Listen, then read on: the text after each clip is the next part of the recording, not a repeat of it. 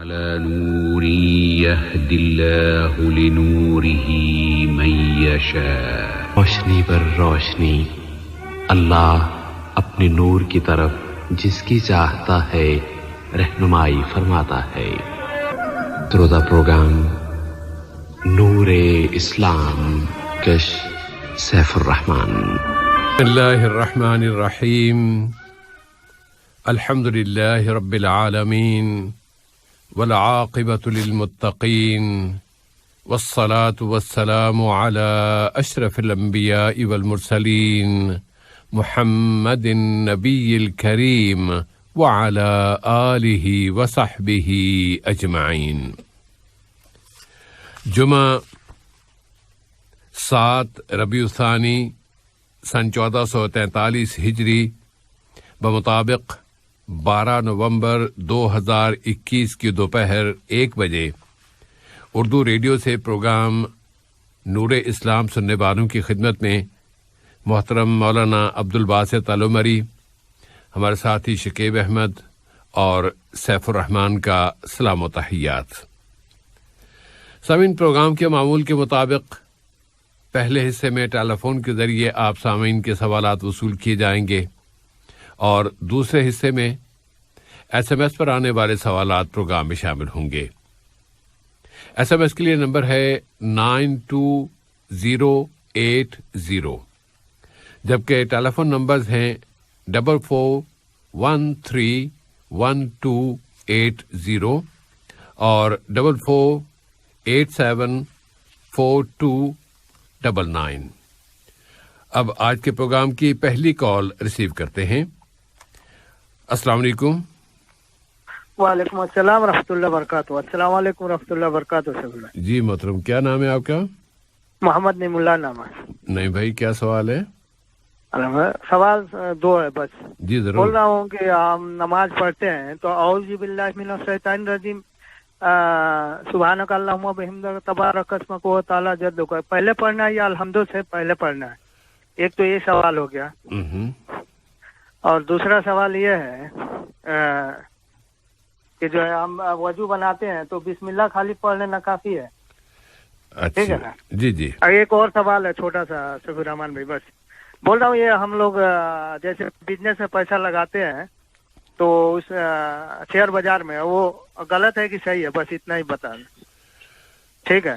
اس میں ایسا کریے، جو تیسرا سوال ہے نا، یہ تھوڑا سا اس کی تفصیل چاہیے تو اس کو اگلے حلقے تفصیل جیسے نہیں پلیز ایک میری بات سنیے. ہمارا جو معمول ہے نا، ہم ایک کال میں 2 سوال لیتے ہیں، 2 سے زیادہ نہیں لیتے. اب اگر تو بہت ہی چھوٹا جواب ہوتا تو ہم چلو کسی تھوڑی رعایت کر کے شامل کر دیتے، لیکن یہ تھوڑا سا آپ کا جواب اس کو تفصیل چاہیے ہوگی، اس لیے اس کو اگلے حلقے میں ڈالے. اس حلقے میں اس کو جواب نہیں دیا جائے گا.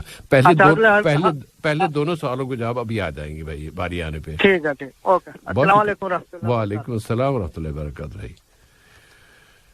اور دوسری کال اگر ابھی آ رہی تھی لیکن کٹ گئی ہے، اگر آ جائے تو ہم اس کو ترجیح دیتے ہیں کہ پروگرام کی ابتدا میں ہی 1 سے زیادہ 4 5 6 7 جتنی کال آ جائیں تو ان سب کے سوالات ہم یکجا کر لیں اور اس کے ساتھ پھر بعد میں جوابات کا سلسلہ شروع کر دیں.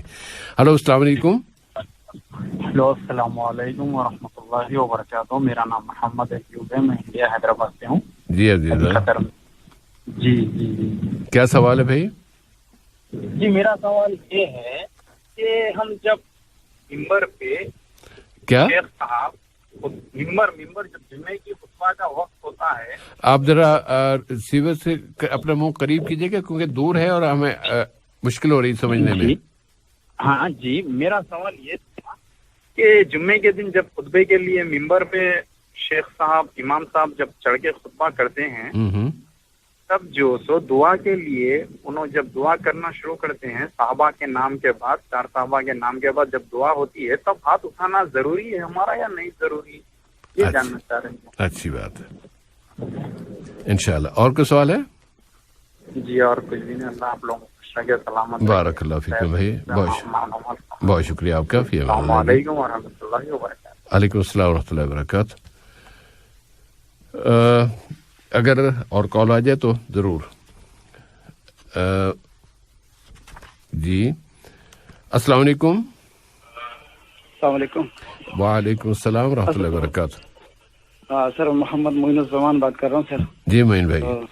ہاں سر ایک بس کنفیوژن ہے چھوٹی سی کہ ہم جیسے کہ ہم سب لوگ جانتے ہیں کہ بدبودار چیزیں کھا کے مسجد میں آنا منع ہے. جی. مت کھا کے ہیں جیسے لہسن پیاز وغیرہ جو آپ سب لوگ جانتے ہیں. جی. تو لیکن سر عموماً یہ دیکھا گیا ہے کہ لوگ جس طرح سے وضو کا کہا گیا ہے کہ جی ٹھیک ہے جی جرابیں پہنی ہوئی ہیں تو ٹھیک ہے اس پہ مسح کریں اور آ کے نماز پڑھ لیں. جی. تو عموماً ہمارے کچھ ساتھی ہیں جو یہ کام تو کرتے ہیں یعنی کہ ٹھیک ہے بدبودار چیزیں کھا کے نہیں آتے لیکن جرابوں کی اتنی زیادہ بدبو ہوتی ہے کہ پورا دماغ سڑ جاتا ہے سر ادھر جب جس وقت وہ مسجد میں آتے ہیں نا کیونکہ انہوں نے وہ تو ظاہر ہے ان کے تو وہ شریعت کے حساب سے چل رہے ہیں وہ لوگ وہ وضو ان کا ہوا ہے باقی نماز پڑھتے لیکن ہم وہ تو ان سے بھی زیادہ بدبودار چیز ہے نا سر جو لہسن وہ تو ہم کھانے کی چیزیں اور یہ جرابوں کی اتنی زیادہ اسمیل ہوتی ہے تو اس کے لیے کچھ ہے لاہ عمل سر. انشاءاللہ جی ضرور بتائیں گے. اوکے سر بس اتنا ہی پوچھنا تھا سر مجھے. اللہ حافظ. السلام علیکم. وعلیکم السلام ورحمۃ اللہ وبرکاتہ. بہت شکریہ معین بھائی. اور مولانا اب پھر ہم ایک اور کال ہے ماشاءاللہ. السلام علیکم. وعلیکم السلام ورحمۃ اللہ وبرکاتہ. میں محمد نسیم بول رہا ہوں. محمد نسیم. جی جی نسیم بھائی. میرے جو سوال ہے میں یہ جاننا چاہتا ہوں کہ دنیا آباد ہونے کے پہلے کیا تھا؟ آباد ہونے سے پہلے کیا تھا؟ جی جی دنیا میں کیا تھا. اچھی بات. دوسرا سوال یہ ہے کہ جمعے کی نماز میں جیسے میں نماز میں کھڑا تھا کوئی آیا ہم سے چابی مانگنے لگا اشارہ کرے چابی تو کچھ کھانا ضروری. ایک دوبارہ جملہ دوبارہ کہیے مجھے سمجھ نہیں آیا کیا کہہ رہے ہیں آپ. ذرا تھوڑا سا لاؤڈ ہی بولیں اپنی آواز بڑھا دیں پلیز. کیا کہہ رہے ہیں آپ؟ میں نماز میں کھڑا تھا جماعت ہو رہی تھی میں جماعت میں کھڑا ہوا تھا جماعت کے ساتھ میں. اوکے. نماز کے لیے ایک صاحب آئے جان پہچان کے وہ ہم سے چابی مانگنے لگے کہ چابی ہم کو جو ضروری کام ہے. اب نماز کی حالت میں 2-3 بار بولے وہ تو نماز کی حالت میں ہم نے جیب سے نکال کے ہم نے اس کو چابی ہم کو دینا پڑا. کیونکہ ایسی کنڈیشن میں نماز میں کچھ کمی تو نہیں ہوئی کہ نماز کو دہرانی پڑے گی. اچھی بات ہے انشاءاللہ. جی بہت شکریہ بھائی آپ کا. جی السلام علیکم. وعلیکم السلام ورحمۃ اللہ وبرکاتہ. جی مولانا اب ہم توقع ہے کہ سوالات کا سلسلہ شروع کر لیتے ہیں بلکہ ایک کال آئی ہے تو اسے بھی لیتے ہی چلتے ہیں. السلام علیکم. جی ہلو السلام علیکم. وعلیکم السلام ورحمۃ اللہ. جی بھائی کیا نام ہے؟ جی میرا نام فاروق ہے. جی فاروق بھائی. جی میں نے پچھلے جمعے بھی ایک سوال پوچھا تھا مجھے اس کا جواب نہیں ملا. یہ جمعے کے بارے میں. کس کے بارے میں؟ مطلب جب جمعہ نماز کے بارے میں کہ اگر ایک بندہ مطلب تھوڑا لیٹ سے مسجد میں چلا جاتا ہے اور ایک سے ان سے دونوں رکعت چھوٹ جاتی ہے اور آخری مطلب تشہد میں اس کو امام کو پا لیتا ہے تو امام سلام پھر کی کیا یہ بندہ پھر جمعہ کا نماز ہی پڑھے گا یا ظہر کا نماز پڑھے گا؟ بھائی اس کا جواب تو آیا تھا. چلیے آج پھر شامل کر لیتے ہیں انشاءاللہ. خدا کرے کہ آپ سن لیں. باری آنے پہ آئے گا. آپ سے پہلے جو سوالات آ چکے ہیں ان کے جوابات کے بعد آپ اس کا جواب بھی سن لیں گے. فوری طور پہ نہیں باری آنے پہ انشاءاللہ. آج ہی اوکے انشاءاللہ. بارک اللہ فیکم بھائی. فی امان اللہ. مولانا پہلا سوال آج محمد نعیم اللہ صاحب کا اور وہ تعوذ یا اعوذ باللہ کے بارے میں پوچھ رہے جیسے کہ جب ہم نماز شروع کرتے ہیں تو سبحانک اللہم و بحمدک اس سے پہلے یا اس کے بعد اعوذ باللہ پڑھیں گے یا کب پڑھیں گے؟ اس کا وقت کیا ہے؟ سورہ فاتحہ سے پہلے یا اس ثنا سے پہلے؟ السلام علیکم ورحمۃ اللہ وبرکاتہ. علیکم السلام ورحمۃ اللہ وبرکاتہ. الحمد للہ رب العالمین والصلاة والسلام علی عبدہ ورسولہ نبینا محمد وعلی آلہ واصحابہ اجمعین اما بعد. بسم اللہ الرحمن الرحیم. جس ہے بھائی نماز کے جو احکام اور آداب ہیں اور جن احادیث میں ان کو بیان کیا گیا ہے ان احادیث کو علماء نے جمع کیا اور اس کے بعد ان احکام کو اور آداب کو جب واضح کیا تو یہ بات ثابت اور ظاہر ہوتی ہے کہ نماز کے اندر جب ہم نماز کا آغاز کرتے ہیں تکبیر تحریمہ کے ساتھ ہاتھ باندھ کر اس کے بعد جو ہے سب سے پہلے جو دعا پڑھی جاتی ہے اسے کہا جاتا ہے دعائے افتتاح، نماز کے آغاز کی دعا. اور چونکہ بعض روایات میں جو ہے سبحانک اللہم کے ساتھ یہ دعا شروع ہوتی ہے، اسی لیے عام طور سے اس دعا کا نام ہی ثنا پڑ گیا کہ بہت سارے لوگ یہ کہتے ہیں کہ ہم نماز کے آغاز کے وقت ثنا پڑھتے ہیں. اس میں کوئی قباحت نہیں ہے. کوئی کہے کہ ہم جو ہے نماز کے آغاز میں ثنا پڑھتے ہیں تو یہ الفاظ بالکل صحیح ہیں. اس اعتبار سے سب سے پہلے جو ہے سبحانک اللہم جب ہے دعا پڑھتے ہیں اس سے پہلے اعوذ باللہ یا بسم اللہ پڑھنے کی ضرورت نہیں ہے، کیونکہ ایسا عمل پیارے نبی سے ثابت نہیں ہے. اور اسی طرح ایک اور حدیث جو بخاری اور مسلم میں حضرت ابو ہریرہ سے مروی ہے، جب وہ پوچھتے ہیں پیارے نبی سے کہ جب آپ جو ہے نماز کا آغاز کرتے ہیں اللہ اکبر کہہ کر، اس کے بعد سورۃ الفاتحہ آپ پڑھاتے ہیں یا سناتے ہیں ہم کو پڑھتے ہیں، تو ان دونوں کے درمیان یعنی تکبیر تحریمہ اور قرات سے پہلے جب آپ جو ہے خاموشی اختیار کرتے ہیں تو کیا کرتے ہیں؟ تب آپ نے بتایا کہ میں اللہم باعد بینی و بین خطایا، ایک طویل دعا ہے اس کو میں پڑھتا ہوں. تو یہ دعا یعنی اس طرح سبحانک اللہم یہ مکمل دعا پڑھیں یا اللہم باعد بینی پڑھیں، تو اس طرح کی دعائیں ثابت ہیں اور ان کو پڑھنا مستحب ہے. بھائی یہ تو ہو گئی ابتدائی بات. اب آتی ہے بات تعوذ یا پھر اعوذ باللہ من الشیطان الرجیم پڑھنے کی. تو ثنا یا دعا افتتاح سے فارغ ہونے کے بعد جب ہم سورۃ الفاتحہ پڑھنا چاہیں گے، جب آغاز کریں گے، اس وقت جو ہے اعوذ باللہ من الشیطان الرجیم پڑھنا یہ مستحب ہے. اگر کوئی بندہ بھول جاتا ہے یا نہیں پڑھتا ہے نماز صحیح ہوگی لیکن ثواب سے محروم رہے گا، اور اس کا جو فائدہ ہے کہ شیطان کو وہ اپنی تلاوت سے، قراءت سے، نماز سے دور ہٹا رہا ہے. تو یہ تمام جو فوائد ہیں اور سنت پر جو عمل ہے پیارے نبی نے عمل کر کے ہمیں سکھایا کہ ہم ثنا سے یا جو دعا افتتاح سے فارغ ہونے کے بعد اعوذ باللہ من الشیطان الرجیم پڑھیں، اس کے بعد بسم اللہ الرحمن الرحیم پڑھ کر سورۃ الفاتحہ پھر مزید سورت پڑھیں. تو اس طریقے سے اعوذ باللہ پڑھنے کا جو وقت ہے وہ تکبیر تحریمہ کے فوراً بعد نہیں. اگر ہم ثنا پڑھتے ہیں تو ثنا کے بعد اعوذ باللہ پڑھیں، اگر ثنا نہیں پڑھتے کسی بھی وجہ سے تو پھر ایسی صورت میں جو ہے ثنا کے فوراً بعد اعوذ باللہ پڑھ کر بسم اللہ پڑھ کر ہم سورۃ الفاتحہ کا آغاز کر سکتے ہیں. جیسے جزاکم اللہ خیرن. نعیم صاحب کا دوسرا سوال یہ ہے کہ کیا وضو شروع کرتے وقت صرف بسم اللہ کہہ دینا کافی ہے؟ جس سے بھائی اس بارے میں جو دلائل ہمیں ملتے ہیں ان میں سے ایک دلیل جو مسند احمد میں ہے کہ اگر کوئی شخص وضو سے پہلے بسم اللہ نہیں پڑھتا، اللہ کا نام نہیں لیتا تو اس کا وضو صحیح نہیں ہوگا. تو اس حدیث کو بنیاد بنا کر حنبلی علماء اس بات پر مطمئن ہیں، اس بات کے قائل ہیں کہ وضو سے پہلے جو ہے بسم اللہ پڑھنا یہ واجب ہے. اور دیگر علماء اس روایت کو چونکہ مستند نہیں مانتے اور پیارے نبی نے ہر کام سے پہلے بسم اللہ پڑھنے کا حکم دیا ہے، اسی لیے دیگر علماء کی تحقیق یہ ہے کہ وضو سے پہلے بسم اللہ پڑھنا یہ سنت ہے، مستحب ہے، اس پر زیادہ ثواب آپ کو ملے گا. تو اس پر عام طور سے ابن باز و ابن عثیمین ان علماء نے جو ہے حنبلی مسلک کے قول کو ترجیح دی ہے کہ بسم اللہ آپ ضرور پڑھیں. یہ ہو گئی پہلی بات. اب دوسری بات آتی ہے صاحب بھائی کہ بسم اللہ پڑھنا کافی ہے یا پھر مکمل پڑھیں بسم اللہ الرحمن الرحیم. تو اس کے بارے میں جو ہے علماء یعنی امام نووی دیگر علماء کی تحقیق یہ ہے کہ بسم اللہ الرحمن الرحیم یہ اس میں تکمیل ہے، یہ کامل دعا ہے، تو اس کو پڑھنا زیادہ بہتر ہے. لیکن ابن حجر اس بات پر اعتراض کرتے ہیں کہ جب پیارے نبی نے اسم اللہ کہا، اللہ کا نام کہا، بسم اللہ کہا، تو بسم اللہ پر اکتفا کرنا یہی کافی ہوگا. تو اس میں علماء کے دو قول ہیں، تو جس قول پہ آپ کو اطمینان اس پہ عمل کریں. تو یہ ہوگی بات صاحب بھائی دوسری. تیسری بات آتی ہے کہ وہ مقام جہاں پر آپ وضو کر رہے ہوں وہ بسم اللہ پڑھنے کے لیے مناسب نہیں ہے، جیسے واش روم ہے، رفع حاجت کی جگہ ہے. ایسی صورت میں جو ہے آپ اگر وہاں پہ وضو کر رہے ہوں تو آپ وہاں پر زبان سے بسم اللہ نہیں کہیں گے اور اپنے دل میں صرف جو ہے وضو سے پہلے میں اللہ کا نام لے کر وضو کر رہا ہوں یہ نیت کر کے آپ وضو کا آغاز کریں گے، یہی آپ کے لیے کافی ہوگا. جسے بھائی جزاکم اللہ خیرن. اور محمد عزیز صاحب کی طرف سے سوال یہ ہے کہ جب امام جمعہ کا خطبہ دینے کے لیے ممبر پر چڑھتے ہیں اور وہ ان کے الفاظ میں دعا مانگ رہے ہوتے ہیں کہ صبح حمد و ثنا بیان کرنے کے بعد درود شریف پڑھنے کے بعد پھر دعا کرتے ہیں جس میں صحابہ کے نام بھی لیے جاتے ہیں بطور خاص 4 یار کہیے یا چاروں خلفائے راشدین کے نام، تو اس موقع پر پوچھ رہے ہیں کہ کیا ہاتھ اٹھانا مناسب ہے یا ضروری ہے، یا ہاتھ اٹھا سکتے ہیں یا نہیں؟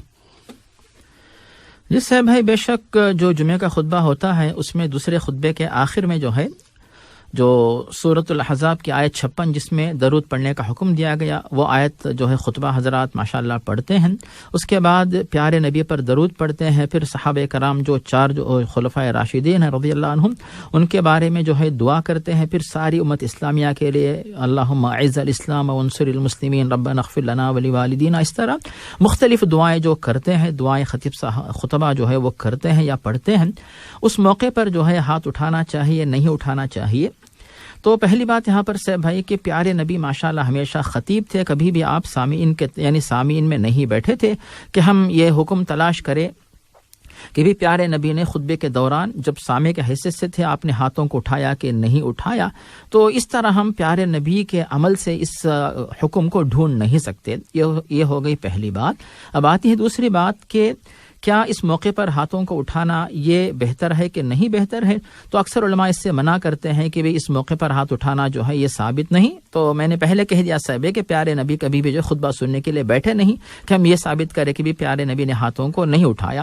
اور جو بات ہمیں ملتی ہے کہ پیارے نبی نے جو ایک دفعہ ایک صحابی نے آ کر شکایت کی کہ بارش نہیں ہو رہی ہے، تب پیارے نبی نے ہاتھوں کو اٹھا کر خطبے کے دوران دعا کیا۔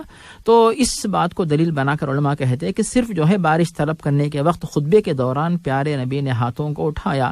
اس دلیل کو بنیاد بنا کر بعض علماء جو ہے خطبے کے دوران سامعین کے لیے بھی یہی کہتے کہ ہاتھوں کو نہ اٹھائیں، اور دیگر کئی علماء یہ بات پیش کرتے ہیں کہ ترمذی کے اندر یہ بات وارد ہے کہ جب کوئی بھی مسلمان کوئی بھی بندہ دونوں ہاتھ اٹھا کر دعا مانگتا ہے تو اللہ تعالیٰ شرم آتا ہے کہ میں ان دونوں ہاتھوں کو واپس کیسے کروں۔ تو ان دلائل کو اور دیگر جو عمومی دلائل ہیں جن میں پیارے نبی جب کبھی دعا کا موقع آتا دونوں ہاتھوں کو اٹھا کر آپ دعا مانگ لیا کرتے تھے، تو ان تمام دلائل کو جمع کر کے علماء نے بات پیش کی کہ جب دونوں ہاتھ اٹھا کر دعا مانگی جاتی ہے تو اس دعا کے اندر تاثیر زیادہ ہوتی ہے، جلد قبول ہوتی ہے۔ اس بنیاد پر جو ہے اگر لوگ جو سامعین ہیں خطبے کے دوران جمعے کا خطبہ سن رہے ہیں، خطیب صاحب جب دعا مانگتے ہیں دونوں ہاتھ اٹھاتے ہیں، اس طرح دعا میں شریک ہوتے ہیں، اس میں کوئی حرج نہیں۔ تو دونوں قول یہاں پہ موجود ہیں، جس قول پر آپ مطمئن ہو اس پہ عمل کریں، لیکن جہاں تک مجھے اطمینان ہے وہ یہ ہے کہ اگر موقع ملے تو ہاتھ اٹھائیں۔ اس بات کو میں زیادہ بہتر سمجھتا ہوں۔ جی صاحب بھائی، جزاک اللہ خیرن۔ اگلی کال لیتے ہیں۔ ہلو، السلام علیکم۔ وعلیکم السلام ورحمۃ اللہ وبرکاتہ۔ جی محترم، کیا نام ہے آپ کا؟ جی میں محمد حفیظ الرحمان بول رہا ہوں سیف الرحمان صاحب۔ جی حفیظ بھائی۔ جی سر، میرا ایک سوال تھا۔ دیکھیے جو بھی ایسا مطلب جو حادثے ہوتے ہیں، مطلب کوئی بھی آدمی کسی کو دھوکہ دیتا ہے یا پھر دھوکے میں پڑ جاتا ہے جی، تو اس کے اوپر کیا کریں سر؟ اللہ سے اجر کی امید رکھیں۔ جیسا کہ ابھی کل میرا ایک انسیڈنٹ ہوا، مجھے کال آیا تھا ویب سے ایمو سے کہ بھائی میں اعتراض سے بول رہا ہوں اور میں متراج سے کال کر رہا ہوں، آپ میرے کو رجسٹریشن کے لیے نمبر دیجئے۔ تو وہ نمبر دیا تو وہ اوریدو کے بل پہ میرے کو چارج کر دیا سر 300 ریال۔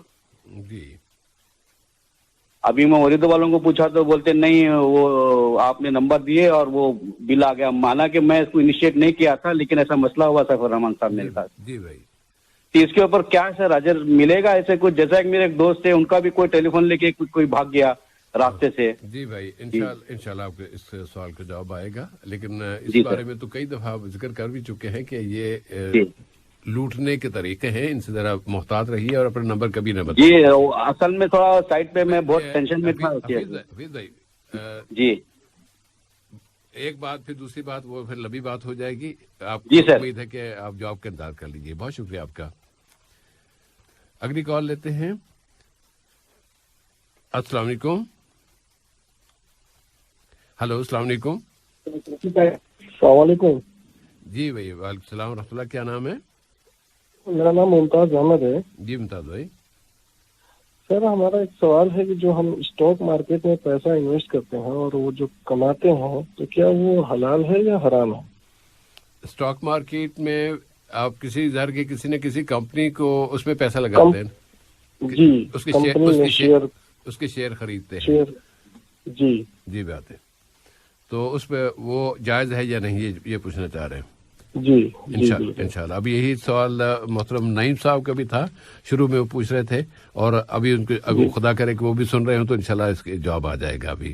بہت شکریہ آپ کا بھائی۔ فی امان اللہ۔ جی مولانا، اب اگلا سوال ہے محترم محمد معین الزمان صاحب کی طرف سے بلکہ شکایت ہے، اور انہوں نے تو صرف ساکس کا ذکر کیا ہے کہ لوگ بدبودار ساکس پہن کے مسجد آ جاتے ہیں اور دوسرے نمازیوں کو پریشانی کا سامنا کرنا پڑتا ہے. کئی افراد پورا کا پورا ان کے لباس سے بدبو آ رہی ہوتی ہے، پسینے کی بو آتی ہے. تو ایسے میں کیا کرنا چاہیے اور کیا ہونا چاہیے؟ جی صاحب، یہاں پر ہم سب سے پہلے بات پیش کریں گے ان اللہ طیب، اللہ تعالیٰ پاک و صاف ہے. اور دوسری بات جو ہے، پیارے نبی فرماتے حبب الیہ من الدنیا النساء والطیب، کہ پیارے نبی کو دنیا میں جو چیزیں پسند تھی ان میں سے طیب یعنی خوشبو بھی ایک چیز جو ہے وہ شامل ہے. اور تیسری بات یہ ہے جو حدیث میں ہمیں ملتی ہے مسلم کی، کہ جس طریقے سے لوگوں کو تکلیف ہوتی ہے اسی طرح ملائکہ کو بھی تکلیف ہوتی ہے. جو ملائکۃ الرحمہ، رحمت کے فرشتے جو مسجد میں رہتے ہیں، نماز کے وقت مسجد میں آتے ہیں اور جو موجود رہتے ہیں لوگوں کے اعمال اللہ کے دربار میں پیش کرنے کے لیے، تو پھر ان فرشتوں کو بھی جو ہے اگر لوگوں کے پاس بدبو کی چیز اگر ہے تو اس کی وجہ سے ان ملائکہ کو بھی جس طرح انسانوں کو تکلیف ہوتی ہے، فرشتوں کو بھی بے حد تکلیف ہوتی ہے. ان تمام باتوں کو جمع کرتے ہیں. اور اس کے بعد تیسری بات آتی ہے صحبہ، چاہے وہ بدبو منہ کی ہو، چاہے پیاز و لہسن کی یا منہ صاف نہ کرنے کی وجہ سے، یا پھر دوسرے نمبر پر جو ہے جو جسم نہ نہانے کی وجہ سے، صفائی نہ حاصل کرنے کی وجہ سے پسینے کی بدبو، یا پھر لباس صاف لباس نہ پہننے کی وجہ سے، یا پھر جو ساکس وغیرہ کے بعد جو ایسے بھائی جو جرابے موزے وغیرہ ان کی وجہ سے کسی بھی وجہ سے بدبو اگر آتی ہے، تو اس طرح دوسروں کو تکلیف دینے والا شخص جو ہے وہ اپنے آپ کو ثواب سے محروم کرتا ہے اور اپنے آپ کو گناہ کا مستحق بنا رہا ہے. تو جس طریقے سے بھائی جو پہلی بات ہمارے سامنے آئی کہ پیاز و لہسن نہ یعنی نماز کے لیے جا رہے ہوں تو ایسے لوگ جو ہے نماز کے اوقات سے پہلے پیاز و لہسن نہ کھائیں، اور اگر واقعی علاج کے لیے یا غذا کے طور پر کھانا چاہتے ہو ایسے وقت پر کھائیں جبکہ نماز کا وقت نہ ہو، یا پھر نماز کا وقت گزرنے کے بعد کھائیں اور دوسری نماز آنے تک جو ہے منہ سے یہ بدبو چلی جائے. اور جو لوگ نہ نہانے کی وجہ سے تکلیف دیتے ہوں تو نہا کے آئیں تاکہ لوگوں کو تکلیف نہ ہو، اور جو پاک و صاف کپڑے نہ پہنتے ہوں تو پھر وہ صاف کپڑے پہن کر آئیں اور مسجد اور جماعت اور لوگوں کے جذبات ان تمام کا احترام کریں.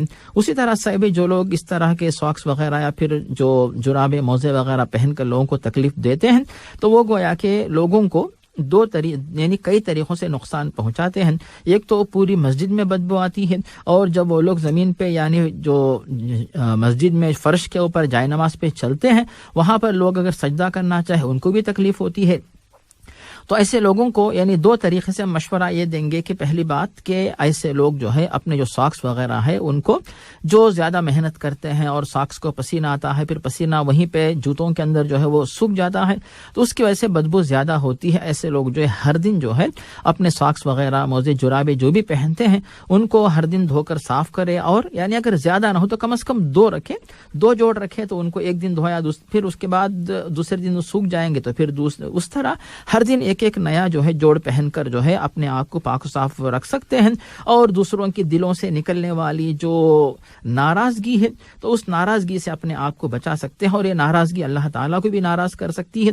تو جماعت کے آداب کے خلاف ہے کہ اس طرح بدبو مسجد میں پھیلائیں، اور پیارے نبی کا حکم ہے کہ آپ نے حکم دیا کہ مساجد کو خوشبودار بنایا جائے. تو حکم تو یہ ہے کہ مساجد میں خوشبو پھیلائی جائے نہ کہ بدبو پھیلائی جائے. تو اس طرح یعنی اور جو لوگ اس بدبو کو برداشت کر کے نماز پڑھتے ہیں وہ انشاءاللہ اس صبر پہ اجر تو پائیں گے اور ناراض نہ ہو. اور جو حضرات اس طرح بدبو پھیلاتے ہیں ان سے ملاقات کر کے سلام کر کے ذرا خیریت پوچھ کر ذرا بتا دے بھائی صاحب ذرا سا آپ جو ہے مسجد اور جماعت کا خیال رکھیں اور ذرا پاکی صفائی کا خیال رکھیں تاکہ اس طرح کی بدبو کی وجہ سے لوگوں کو تکلیف نہ ہو اور آپ ثواب سے محروم نہ ہو. ذرا پیار سے سمجھائیں تاکہ ان کی سمجھ میں بات آ جائے اور ایسی غلطی سے وہ باز آ جائیں. جی صاحب بھائی جزاک اللہ خیرن. مولانا اس میں ایک پوائنٹ یا ایک نقطہ اس کے ذکر کرنا چاہوں گا. جی ضرور صاحب بھائی. وہ یہ کہ جس فرد کے کپڑوں سے پسینے کی بو آ رہی ہوتی ہے یا جس فرد کی ساک سے بو آ رہی ہوتی ہے خود اس کو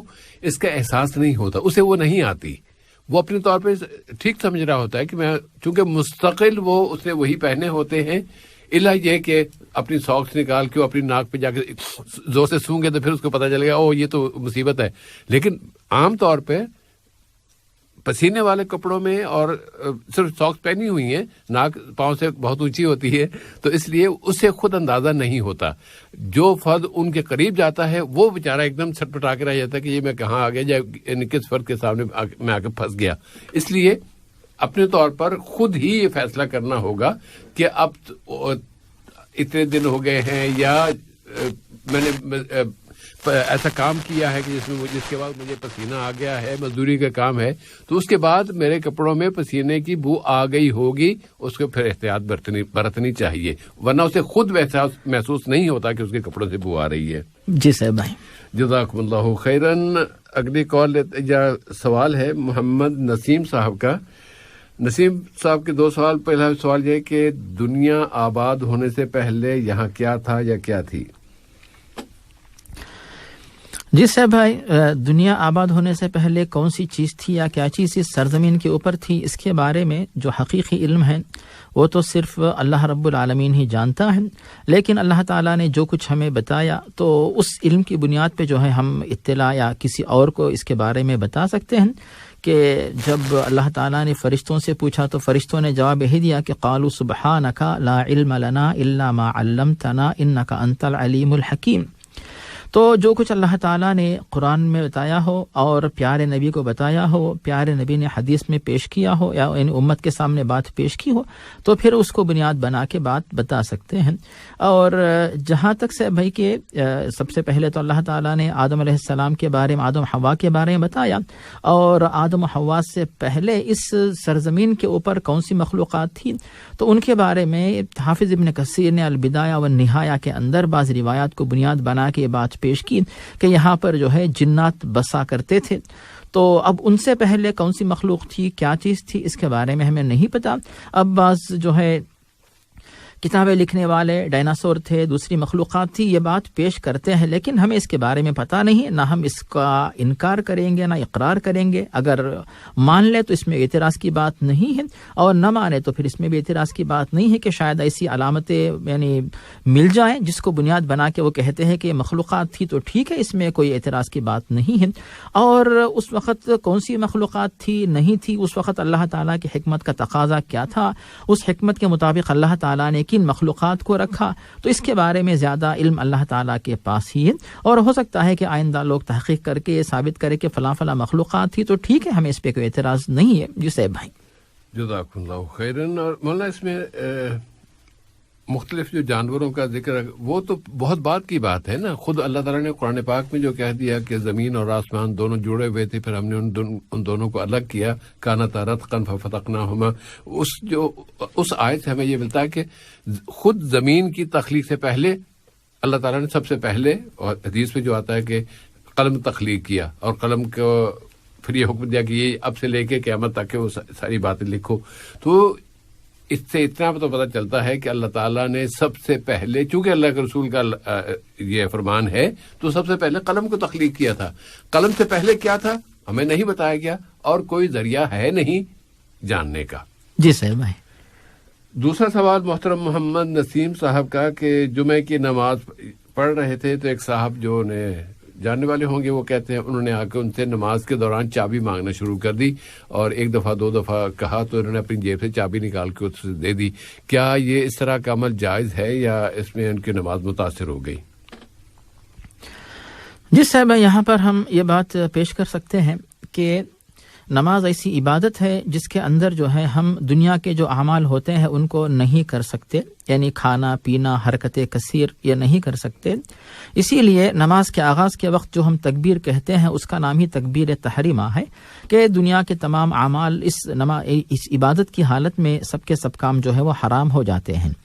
اب اس کے بعد اللہ تعالیٰ نے اپنے بندوں کے اوپر رحم فرماتے ہوئے رحمت کے طور پر کچھ اعمال کی اجازت دی ہے. تو ان اعمال کے اندر حرکت خفیفہ یعنی تھوڑی سی اگر حرکت ہے تو اس میں کوئی حرج نہیں. اب جہاں تک صاحب جمعہ کی نماز, اب پتہ نہیں کہ جو صاحب چابی مانگ رہے ہیں تو وہ صاحب جمعہ کی نماز کیوں نہیں پڑھ رہے تھے, اور دوسری بات یہ ہے کہ جمعہ کی نماز صاحب کوئی طویل بھی تو نہیں ہوتی, یعنی آج کل کے لحاظ سے خاص طور پہ موصف بھی پوچھ رہے تھے, تو جمعہ کی نماز یعنی خطبہ اور نماز کل جو ہے وہ مکمل 10 منٹ کے اندر اندر پورے کا پورا معاملہ آپ لیں, 15-20 منٹ بھی لے لیں تو اتنا ہی وقت ہوتا ہے. اتنی دیر میں چابی کا کوئی مسئلہ پیش آ جانا بتانا مجھے نہیں پتا کہ ایسی کوئی کیا ضرورت ہے. تو جو حضرات یعنی اسلام کو، ایمان کو، نماز کو، عبادات کو جانتے ہیں، ان کے لیے ضروری ہے کہ نماز میں کوئی بندہ کھڑا ہوا ہو اسے آ کر اس طرح جو ہے ڈسٹرب کریں اور خلل ڈالیں. یہ گناہ کا کام ہے، اس طرح کرنا جائز نہیں ہے. لیکن اگر کوئی جان جانے کا مسئلہ ہے، کوئی یعنی ایسا خطرناک سنگین معاملہ پیش آ گیا کہ نعوذ باللہ ارجنٹ مریض جا رہا ہے، دنیا سے مر رہا ہے، اسے لے کر ہاسپٹل بھاگنا ہے، یا نعوذ باللہ آگ لگی ہے بجھانا ہے، تو ایسے موقع پر کوئی بات پیش آئے تو کسی کو آپ ڈسٹرب کریں، ورنہ جو ہے نماز میں کھڑا ہوا، خاص طور پہ جمعہ کی نماز جو عام دنوں کی عام نمازوں سے بہتر اور افضل ہے، تو اس طرح جو ہے ڈسٹرب کرنا بالکل جائز نہیں. لیکن جیسے میں نے کہا کہ مجبوری تھی، انہوں نے ڈسٹرب کیا تو وہ الگ بات ہے. اب یہ سب پہلی بات یہ ہو گئی. اب دوسری بات آتی ہے کہ جب انہوں نے اس طرح چابی نکال کے دی، اس میں ان کو کیا بڑی زیادہ حرکت کرنے کی ضرورت پیش آئی؟ تو اگر حرکت خفیفہ ہے تو اس میں کوئی حرج نہیں کہ چابی نکال کر ان کو یعنی رکھا اور انہوں نے لے لیا. یہ بھی کر سکتے تھے کہ موصوف جو ہے چابی جس جیب میں اس طرف اشارہ کر دیتے تو وہ کافی تھا. جیسے ہم اس بارے میں دلیل یہ پیش کر سکتے ہیں کہ پیارے نبی ایک موقع ایسا بھی تھا کہ اپنی نواسی کو جو ہے یعنی کندھوں پہ بٹھا کر آپ نماز پڑھا کرتے تھے، جس میں زیادہ حرکت آپ نہیں کیا کرتے تھے. اس بات کو بنیاد بنا کر ہم یہ کہہ سکتے ہیں کہ حرکت خفیفہ میں کوئی حرج نہیں. لیکن اگر اس میں زیادہ حرکت کرنی پڑی، یعنی وہ کھڑے تھے، ان کو بیٹھنا پڑا، یا پھر یعنی جیب میں کئی چیزوں کے درمیان جو ہے ڈھونڈنا پڑا، تلاش کرنا پڑا، اس میں پھر نماز باطل ہوتی، پھر ان کو اثر نو نماز کا آغاز کرنا پڑے گا. تو موصوف کے ساتھ کیسی صورتحال پیش آئی موصوف بہتر جانتے ہیں. لیکن اندازہ یہ ہے کہ چابی آرام سے نکل گئی ہوگی، انہوں نے دیا ہوگا، تو اس میں انشاءاللہ نماز صحیح ہوگی. لیکن اس طرح نہ کرے جیسے ابھی آپ کو اندازہ ہو گیا کہ بھی آپ کی چابی کئی لوگوں کے درمیان مشترک ہے. ایسی صورت میں آپ چابی لے کر کیوں آتے ہیں؟ جو ایک چابی کے لیے کئی لوگ محتاج رہتے ہیں، کئی لوگ ضرورت مند رہتے ہیں. ان باتوں کا خیال نماز کے لیے جانے سے پہلے کریں تاکہ ایسی غلطی بار بار نہ ہونے پائے، اور جو ہے جو ثواب ہے اس میں کمی نہ آ جائے، کہیں نماز باطل نہ ہو جائے. جی سے بھائی جزاک اللہ خیر. میں تھوڑی سی اجازت چاہوں گا ضرور سے بھائی. بارک اللہ فیکم. اس میں وہ جو مولانا گزرے ہیں نا، مولانا محمد محمود صواف صاحب، انہوں نے نماز کے بارے میں جو کتاب لکھی اس کے شروع میں ہی وہ یہ حدیث بیان کرتے ہیں، یا یہ حدیث لے کے آئے ہیں کہ جس میں نبی کریم صلی اللہ علیہ وسلم گھر میں نماز پڑھ رہے تھے اور آپ کی زوجہ محترمہ شاید حضرت عائشہ تھی، وہ باہر گئی ہوئی تھیں اور وہ اس نماز کے دوران آ گئی اور انہوں نے دروازہ کھٹکھٹایا. آپ صلی اللہ علیہ وسلم نے تھوڑا سا آگے بڑھ کے آپ نے دروازہ کھول دیا. یہ حدیث انہوں نے اس میں بیان کی. اس سے یہ جو چابی والا معاملہ ہے یہ اس سے ذرا کم ہی لگ رہا ہے، اس لیے اس میں گنجائش نکلتی ہے کہ وہ اتنی موومنٹ اتنے اگر کر دی ہے تو ان کی نماز انشاءاللہ تعالی انشاءاللہ. جی صاحب انشاءاللہ. جزاکم اللہ خیرا. مولانا فاروق صاحب کا سوال کہ جمعے کی نماز میں تاخیر سے آئے تھے، آخری تشہد ہی ملا تھا، تو وہ اس کے بعد تشہد میں ملنے والا فرد کیا اسے ظہر کی نماز پڑھنا ہوگی، 4 رکعت پڑھے گا، یا کہ اسے 2 رکعت ہی اس کو پڑھنی چاہیے؟ گزشتہ ہفتے تو نہیں سن پائے، تو خدا کرے کہ اس وقت یہ جو آپ سن رہے ہوں. جی صاحب بھائی، ہم نے اس کا جواب دینے سے پہلے یہ بتایا کہ کوئی بھی مسلمان جمعہ کی تیاری پہلے سے کریں، صبح سے کرے، اللہ کہ مجبوری تھی، ایمرجنسی صورتحال تھی، ہاسپٹل میں چلے گئے، یا کام تھا، یا پھر بیماری لگ گئی، یا پیٹ خراب تھا، دیر تک واش روم میں تھے، کوئی نہ کوئی مجبوری اگر آ گئی، یا پھر بھیڑ تھی اور آپ مسجد کو ٹائم پہ نہیں پہنچ سکے، کوئی مجبوری تھی تو الگ بات ہے. ورنہ جان بوجھ کر اپنا ٹائم ٹیبل ایسا بنائے کہ آپ جائیں گے تو پھر آپ کو جمعہ کی 1 رکعت ملے، آدھی رکعت ملے، یا تشہد ملے. اس طرح کی پلاننگ نہ کریں تو اس کی وجہ سے بہت بڑے ثواب سے محروم ہوں گے. اور ایسا شخص جو جان بوجھ کے جمعہ کی نماز چھوڑتا ہے وہ گناہ کبیرہ کا مرتکب ہوتا ہے. تو اسی لیے جلدی جو ہے جمعہ کی نماز کی تیاری کر کے وقت سے پہلے آپ پہنچ جائیں تاکہ خطبہ بھی سننے کا موقع ملے، ثواب ملے، اور نماز بھی شروع سے آخر تک مکمل ملے. یہ ہو گیا صاحب بھائی پہلی بات.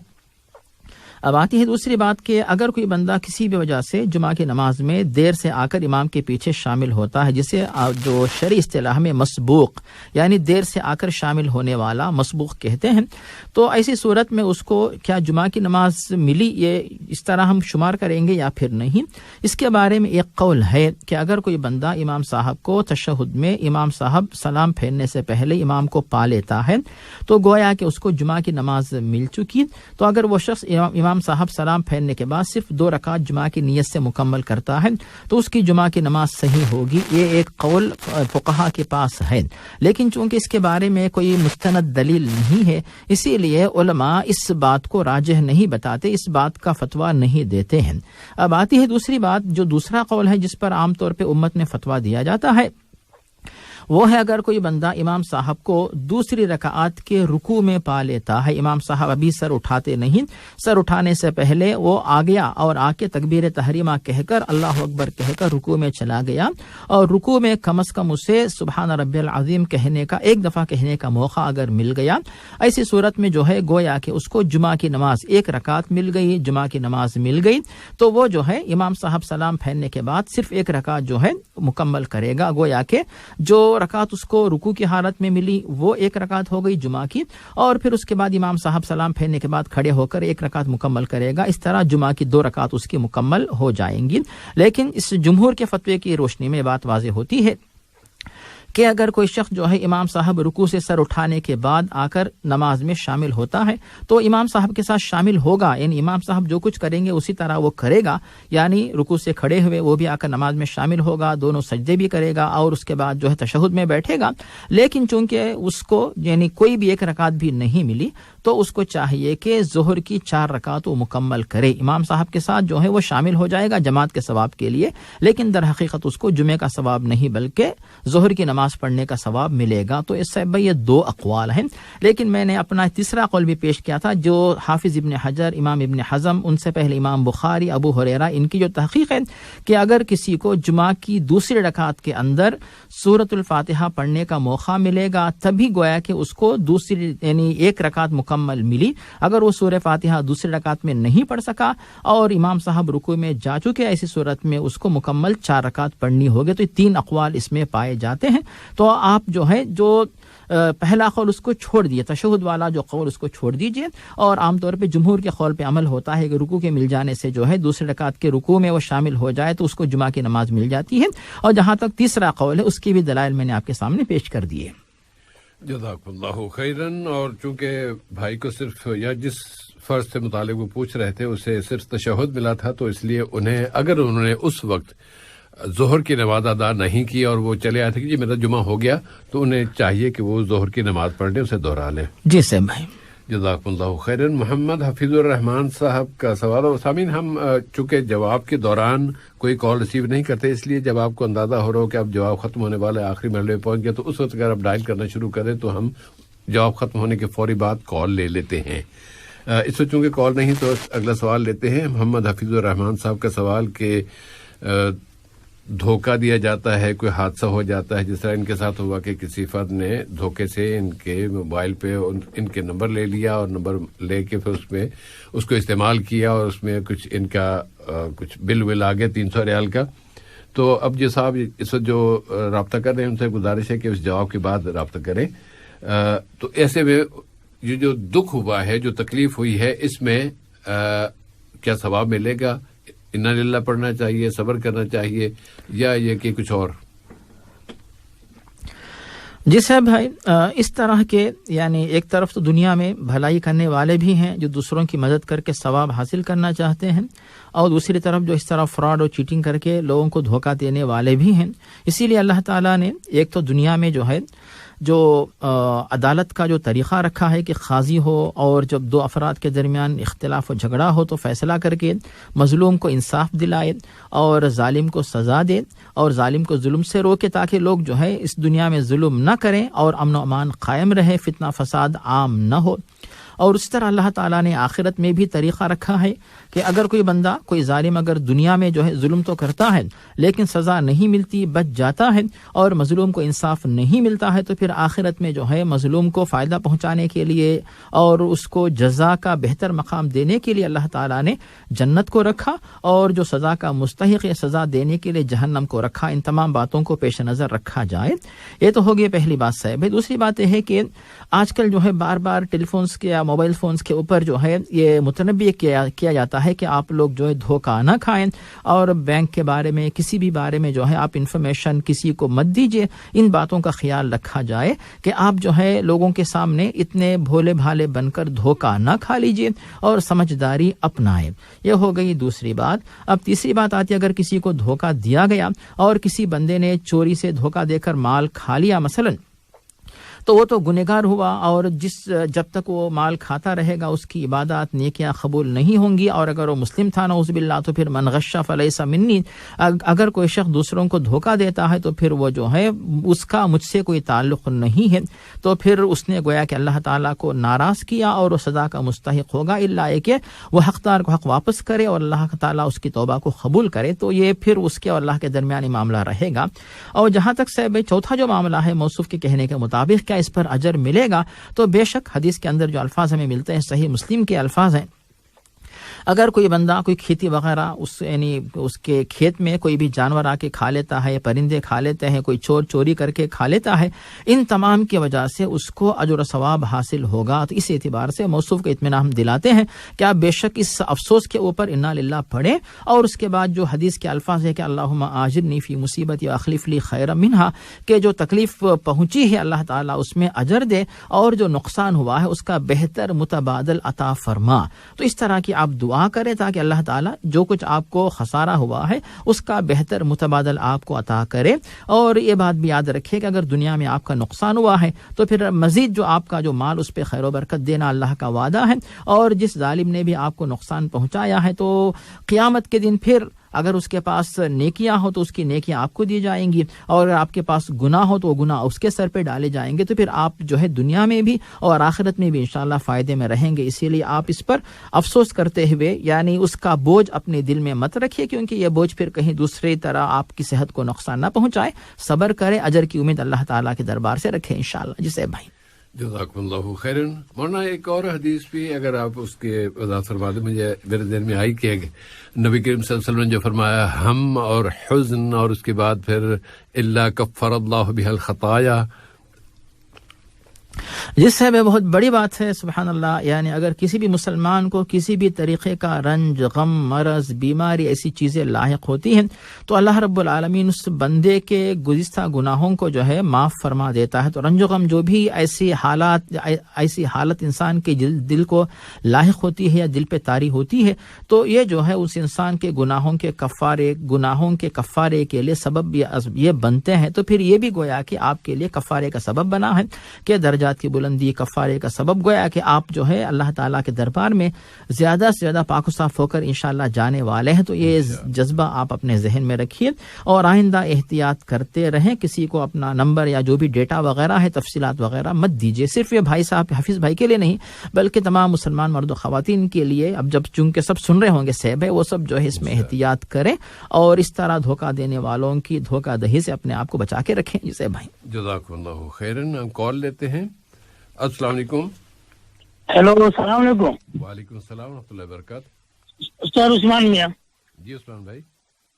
سر یہ پچھلے ہفتے میں میرے بچی کی مطلب کہ پیدائش کا, ٹھیک ہے جی بھائی, تو بچی پیدا ہوئی ہے تو میں اس کا حقیقہ میں ان کے گھر والوں سے پوچھ کے میں اپنے طرف سے کرا دیا ہے. تو سر یہ ہوگا کہ نہیں ہوگا, مطلب کہ اس کا جو حقیقہ کا جو فرض ہے وہ ادا ہو جائے گا کہ نہیں ہوگا, صاحب اس کو ملے گا کہ نہیں ملے گا. ٹھیک ہے. یہ بچی آپ کی ہے یا کسی اور کی ہے؟ نہیں, بچی میری ہے. اچھا, بچی آپ کی ہے. گھر والے وہاں ہیں, اپنے ملک میں ہیں؟ نہ, ملک میں ہے نا, مطلب کہ وہ اپنے سسرال میں نہیں, میں کہ میرے گھر تھی. جی جی, آپ کی بیٹی آپ کی میرے گھر. جی جی ٹھیک ہے جی. میرے گھر اس کا بچی پیدا ہوئی ہے. ٹھیک ہے جی. تو اس کا حقیقہ میں کرا دیا ہوں. ٹھیک ہے, ہوگا کہ نہیں ہوگا؟ ٹھیک ہے سر. اچھا, وہاں پر اس بچی کے سر کے بال اتار دیے یا وہ تو آپ یہاں نہیں اتار سکتے نا, آپ نے صرف بکرا؟ نہیں, میں بکرا میرے گھر ہے بس سر, میں اپنے سسرال میں نہیں, میں کیا میرے گھر ہے تو میں اس کا بال کٹوا دیا, اس کا مطلب کہ پیسہ صدقہ کر دیا اور اس کا قربانی کا مطلب عقیقہ کرا دیا. تو یہ ہوگا کہ نہیں ہوگا؟ تو اس کا سوال میرے تو. اور دوسرا سوال یہ ہے سر, مجھ کو پوتا ہوا تھا لیکن اس وقت کسی مجبوری پہ تو اس کا عقیقہ نہیں کرا پایا. ٹھیک ہے.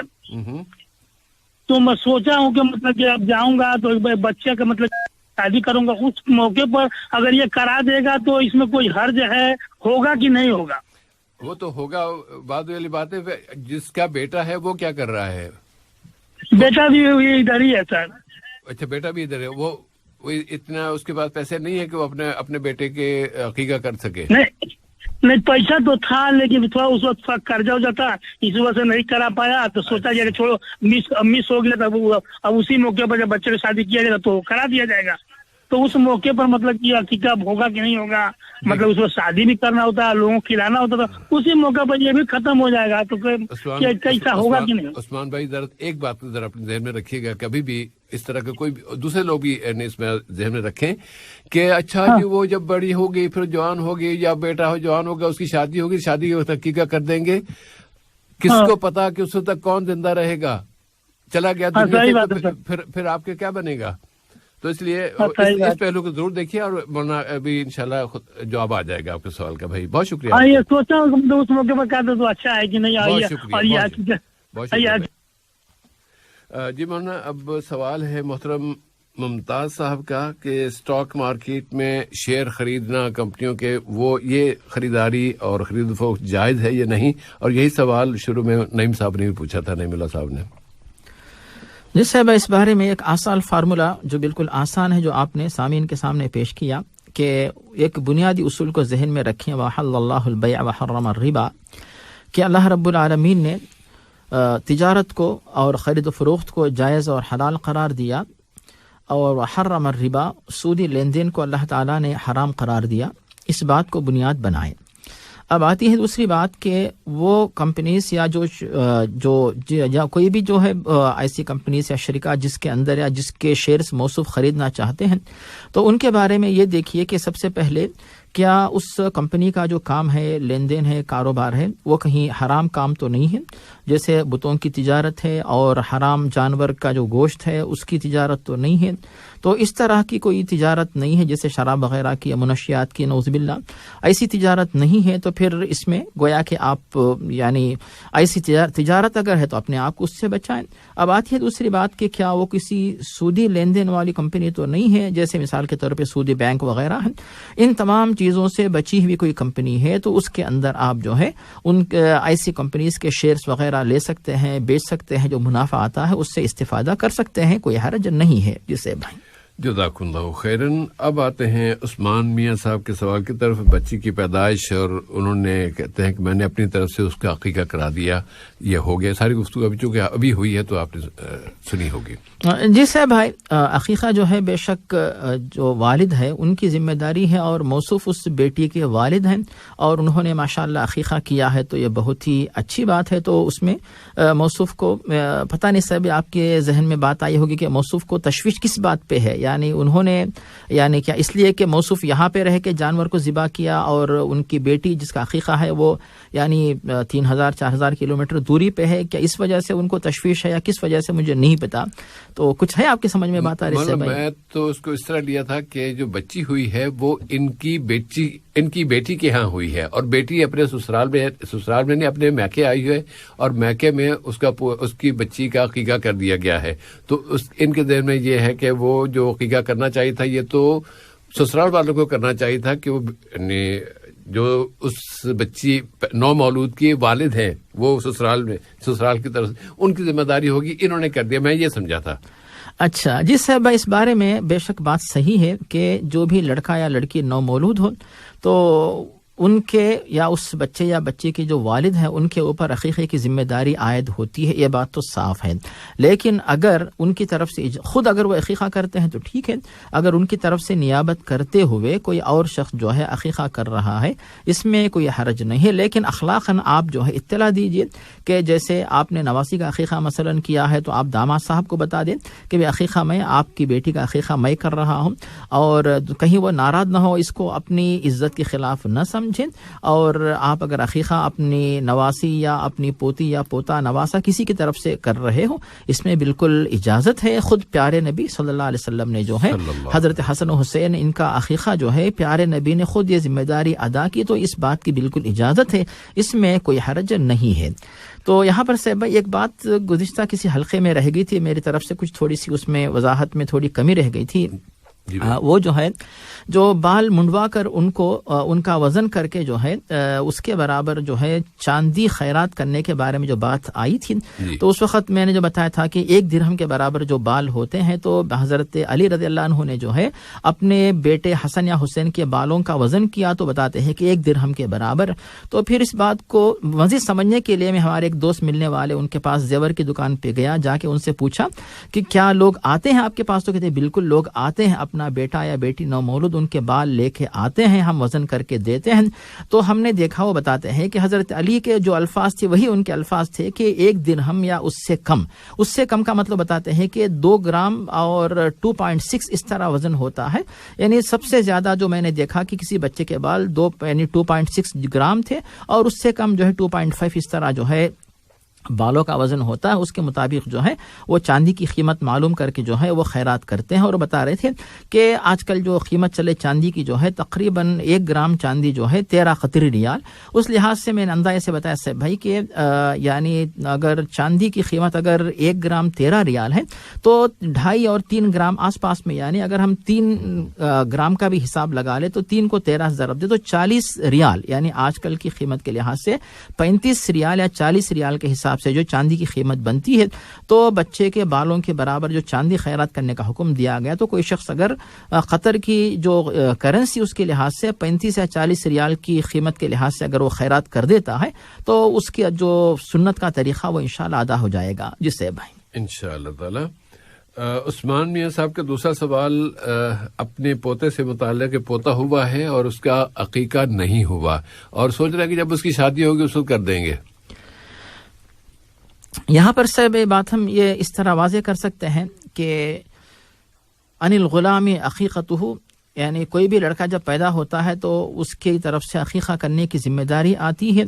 الغلام مرتہن بعقیقتہ, اور اس کے بعد جو بات بتائی یصبح عنہ ویحلق یوم السابعہ, کہ اس کی طرف سے اس کے بال منڈوائے جائیں اور اس کی طرف سے جانور ذبح کیے جائیں 7ویں دن 7ویں تاریخ کو. اب اس کے بعد جو ہے عن الغلام شاتانی وعن الجاریۃ شات, لڑکا ہو تو 2 بکریاں, لڑکی ہو تو 1 بکری. تمام باتیں ہمارے سامنے آ گئیں. تو مطلب یہ ہوا کہ 7ویں تاریخ کو 7ویں دن جو ہے عقیقہ کیا جائے اور لڑکا ہو تو 2 بکرے, لڑکی ہو تو 1 بکری ذبح کی جائے اور سر کے بال منڈوائے جائیں. یہ بات واضح ہوتی ہے. اور جو 7ویں دن کرنے کے بعد سے بھئی یہ فضیلت والا معاملہ ہے, عقیقہ کرنا سنت موقدہ ہے, ثواب کا کام ہے. اور اگر کسی کے پاس پیسے نہیں تھے, سہولت نہیں تھی یا کوئی اور وجہ تھی, اس میں یعنی 7ویں دن کرنے کی فضیلت زیادہ ہے. کوئی بندہ اگر کسی مجبوری کی وجہ سے اس میں تاخیر کرتا ہے تو پھر اس مجبوری کو اللہ تعالیٰ جانتا ہے, اس پر ثواب تو انشاءاللہ ملے گا. اور پھر کتنا ملے گا یہ تو اللہ تعالیٰ کی اختیار کی بات ہوتی ہے. اب صاحب تیسری بات جو آتی ہے شادی کے وقت جو ہے عقیقہ کرنا, اس سے مراد ایک تو ہوتا ہے کہ لڑکا بڑا ہو کر جب اس کی شادی ہو تو پھر یہ تصور تو غلط ہے.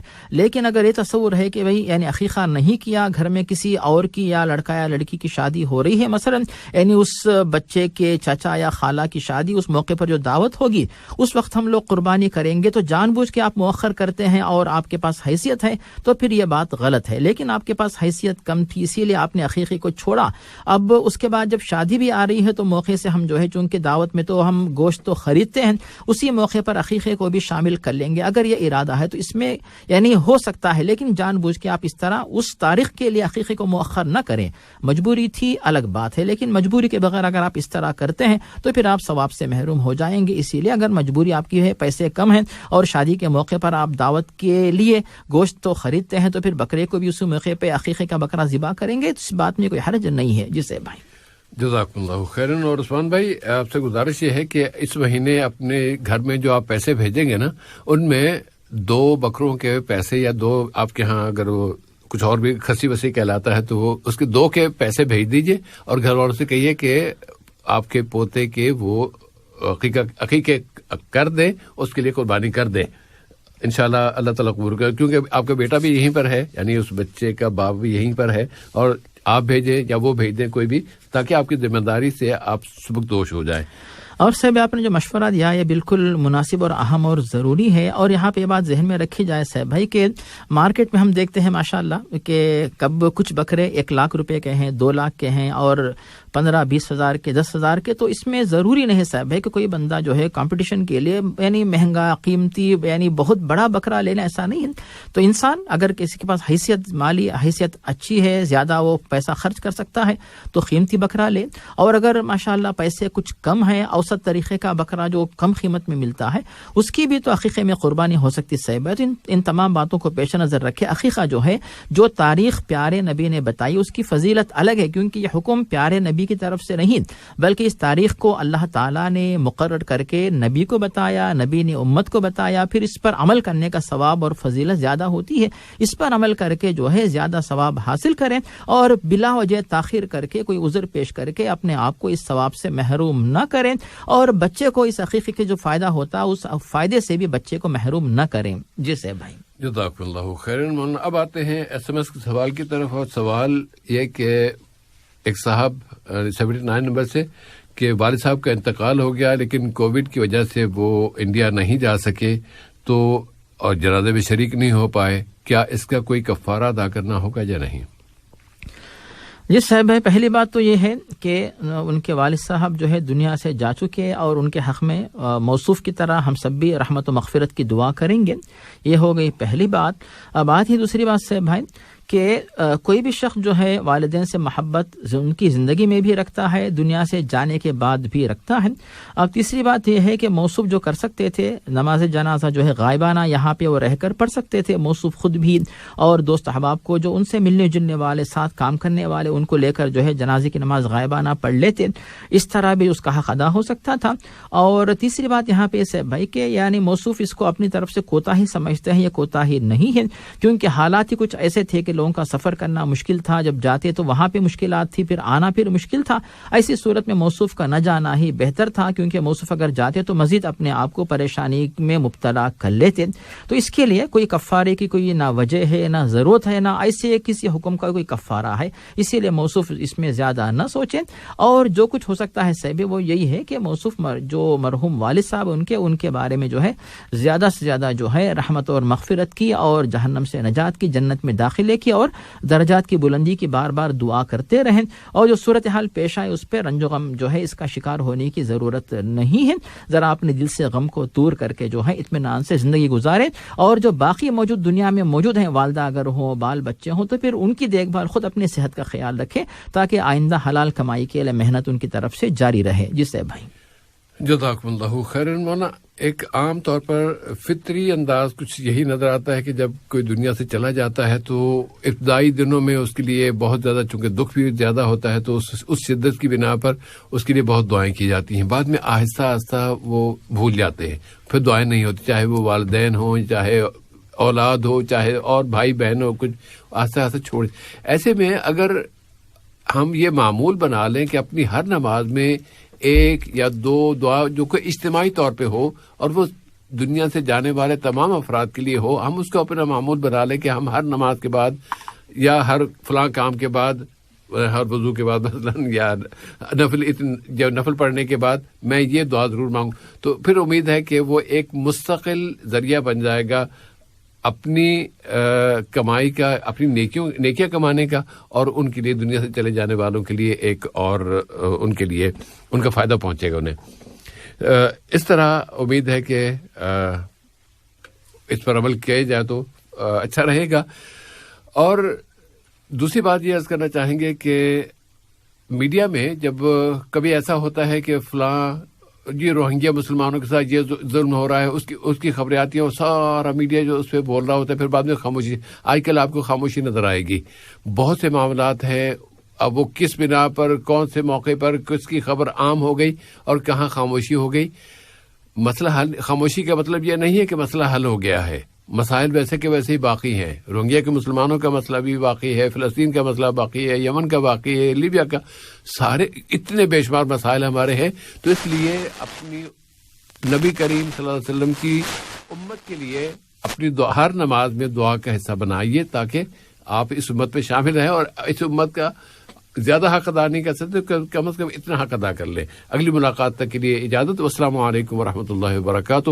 وصلی اللہ علی نبینا محمد وعلی آلہ وصحبہ وبارک.